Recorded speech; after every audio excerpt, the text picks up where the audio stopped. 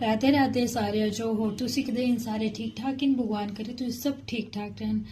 आज मैं एक पार्सल मंगाया था, मैं तुम्हारे अनबॉक्सिंग करके बता दी कि पार्सल जड़ा मंगाया था है भी या नहीं। अंदर मैक्सिमम होंगे कि मंगाना कुछ और आंदा कुछ और। देखिए क्या है जहाँ पार्सल आना ना मुझे बड़ी खुश होंगी। मैं सोची ना कुछ टाइम नहीं सुखा रहा तो कुछ टाइम मंगाया तो कुछ टाइम ये है कुछ मंगाया रहा पर पता नहीं क्या है। अच्छा 1 पीस था मंगाया रहा। ऐसे निकाल के इसको कितने है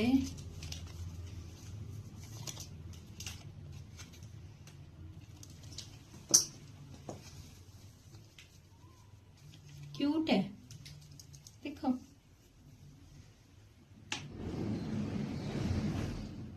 अच्छा है ना, फुल बाजू है। अगर आपको भी इस तरह का मंगवाना है तो आप मंगवा सकते हो। स्नैपडील पर अभी सेल थी चली हुई तो ये था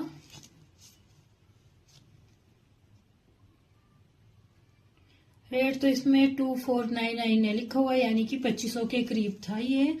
तो ये मुझे पड़ा है, कपड़ा अच्छा है इसका, साथ में कोई डिफेक्ट भी नहीं है, तो आप बाय कर सकते हो इसे।